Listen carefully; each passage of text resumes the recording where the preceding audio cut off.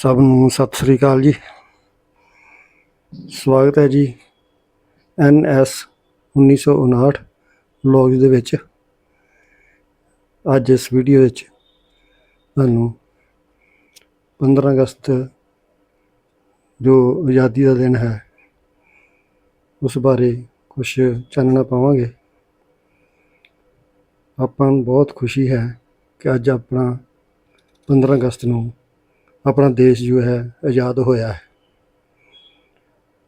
पर इस दे नाल नाल आपां ये भी वेखीए कि आज़ाद जिहड़ा देश है अपना किस तरह होया। बहुत सारे लोगों ने जानां दित्तियां, धीआं भैणां दीआं इज्जतां लुट्टियां गईयां, लोग घरों बेघर हो गए, इधरों उधर चले गए, उधरों इधर आ गए, तो कई ने अपने परिवार उत्थे ख़त्म कर दिते, तो कई इधर भज के इधर आ गए, कई नूं गड्डियां दे विच मार दिता गया, कई गड्डियां भर भर के इधरों उधर जांदियां रहियां तो उधर इधर आउंदियां रहियां।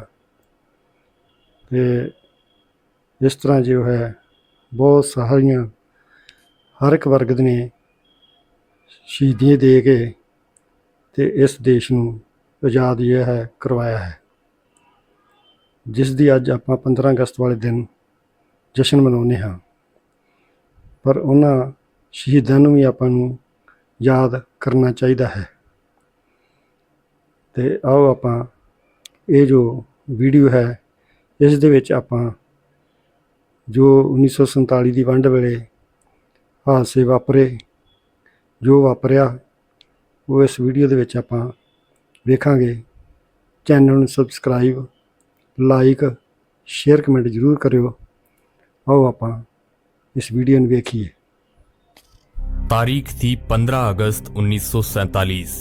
रात को 12 बज रहे थे जब दुनिया की आधी से ज्यादा आबादी नींद की खराटों के साथ सो रही थी। उस वक्त भारत की आजादी का वो सुनहरा अध्याय लिखा जा रहा था जिसका हम कई सालों से इंतजार कर रहे थे।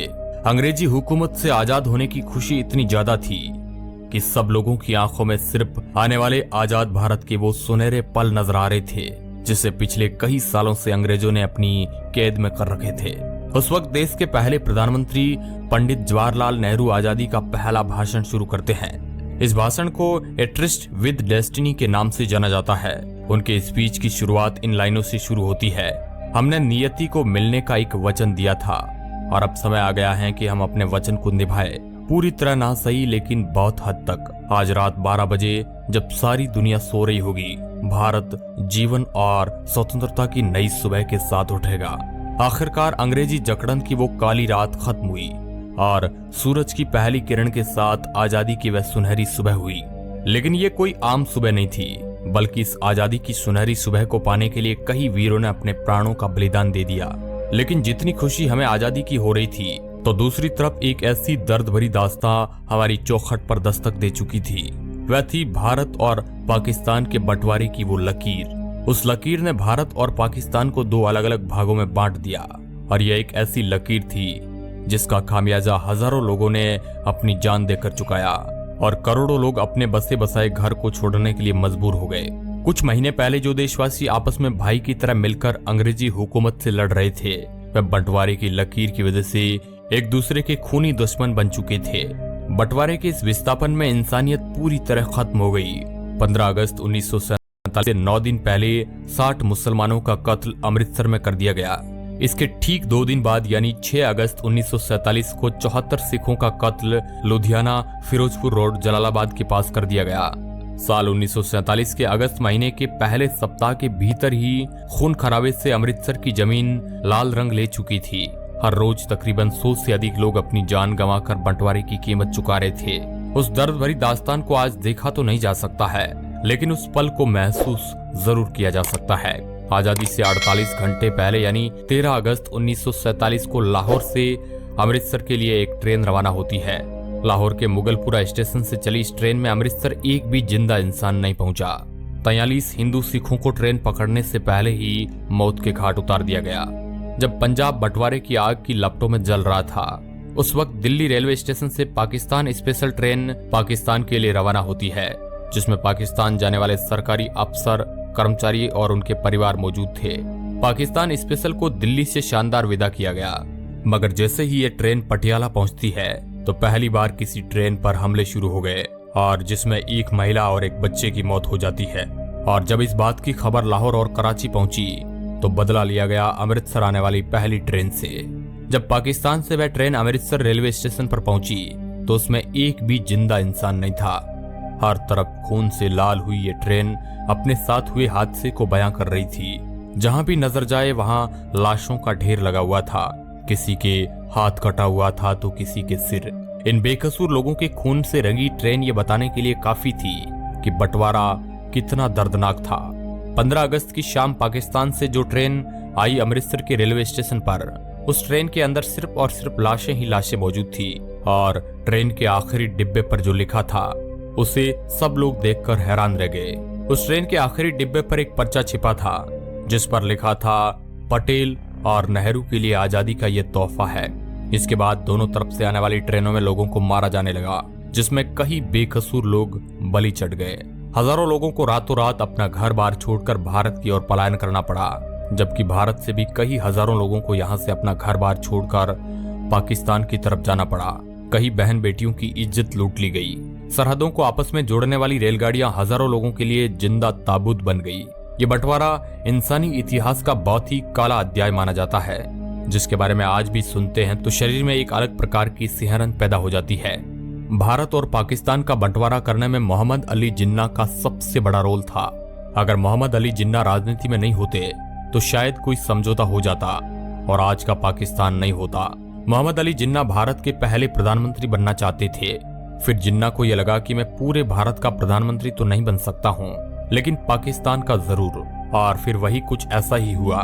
3 जून 1947 ये वही तारीख है जिस दिन भारत को आजाद करने की तारीख को तय किया गया, और मोहम्मद अली जिन्ना के पाकिस्तान को अलग करने की भी जिद पूरी हो गई। इस दिन 15 अगस्त 1947 तारीख को तय किया था। दिन बचे थे 73। इन 73 दिनों में जमीन का बंटवारा, लोगों का बंटवारा, भारत में जमा रुपयों का बंटवारा, इसके साथ ही रिजर्व बैंक के खजाने में पड़ी सोने की ईंटें, सब कुछ बांट देना था, जो कि इतना भी आसान नहीं था। बंटवारे का यह काम 2 अनुभवी अधिकारियों के हवाले किया गया। इनका नाम था HM पटेल और दूसरे थे चौधरी मोहम्मद अली। ये दोनों लोग बंटवारे में महत्वपूर्ण भूमिका अदा कर रहे थे। इनके नीचे भी कई छोटे मोटे अधिकारी काम कर रहे थे, जो अलग अलग एरिया से रिपोर्ट बनाकर इनके पास भेज रहे थे। इन्हीं रिपोर्ट के आधार पर ये दोनों अधिकारी बंटवारे की सिफारिश तैयार करते थे, जिन्हें आगे विभाजन परिषद के पास भेजा जाता था, जिसके अध्यक्ष थे खुद लॉर्ड माउंटबेटन। पैसों का बंटवारा कुछ इस तरह हुआ कि भारत की बैंकों में पड़ा पैसा, अंग्रेजों से मिलने वाले पैसे में से 17.5% हिस्सा पाकिस्तान को दिया जाएगा, और इसके बदले पाकिस्तान भारत के ऋण का 17.5% हिस्सा चुकाएगा। इसके अलावा भारत के सरकारी दफ्तरों में पड़ी चल संपत्ति का 80% हिस्सा भारत के लिए और 20% हिस्सा पाकिस्तान के लिए तय किया गया। फिर इन दफ्तरों में पड़ी हर उस चीज का बंटवारा किया गया। मेज, कुर्सियां और टाइपराइटर तक की गिनती करके भारत पाकिस्तान में बांट दिया गया। इन सब चीजों को आपस में बांटने के लिए कई जगह लड़ाई तक हुई। इसके अलावा भारत की लाइब्रेरी में पड़ी पुस्तकों को लेकर भी इन दो मुल्कों के बीच पेच फंस गया। इंसाइक्लोपीडिया ब्रिटानिका को इस तरह भारत और पाकिस्तान में बांटा गया कि पहला खंड भारत को दिया गया, फिर दूसरा खंड पाकिस्तान को। इस तरह आपस में बांटा गया। यहाँ तक कि लाइब्रेरी में पड़े शब्दकोश भी आधा आधा फाड़कर भारत पाकिस्तान में बांट दिया गया। एक एक करके सभी चीजों को भारत और पाकिस्तान में बांट दिया गया, लेकिन भारत के गुप्तचर विभाग को पाकिस्तान के साथ साझा नहीं किया गया। इस पर भारत के गृह विभाग ने दूरदर्शिता से फैसला लिया कि भारत के गुप्तचर विभाग में कोई किसी तरह की कमी नहीं की जाएगी, और उसके अफसर इस बात पर अड़े रहे कि इस विभाग की एक फाइल तो छोड़िए, शाही तक हम पाकिस्तान नहीं जाने देंगे। इसके साथ ही पाकिस्तान के पास नोटों को छापने के लिए प्रेस नहीं थी, और उस वक्त भारत में भी नोटों की छपाई के लिए एक ही प्रेस मशीन थी, और भारत ने उस प्रेस को पाकिस्तान को देने से मना कर दिया। जिसके बाद पाकिस्तान ने काम चलाने के लिए भारतीय नोटों पर ही अपनी मोहर लगाकर करेंसी के रूप में इस्तेमाल किया। इसके अलावा एक बंटवारा और अहम था, वह था भारतीय सेना का, जिसमें हिंदू, मुस्लिम, सिख सब थे। भारतीय सेना के 2/3 सैनिक भारत के हिस्से में आने थे और 1/3 सैनिक पाकिस्तान के हिस्से में। बाकी चीजों की तरह इन वीर योद्धाओं का भी बंटवारा तय था। दोस्तों, ये बंटवारा बेहद दर्द भरी कहानी लेकर आया। ये कहानी हम आज भी सुनते हैं तो हमारी आंखों में आंसू आ जाते हैं, जिसमें लाखों करोड़ों लोग अपना घर बार छोड़ने को मजबूर हो गए थे। अब दोस्तों, इसके बारे में आप क्या सोचते हैं? क्या यह बंटवारा सही था या गलत? अपनी प्रतिक्रिया हमें कमेंट के माध्यम से जरूर बताएं। और इस वीडियो की इत्थे समाप्ति है जी। अगली वीडियो ਦੇ ਆਪਾਂ ਫਿਰ ਮਿਲਾਂਗੇ।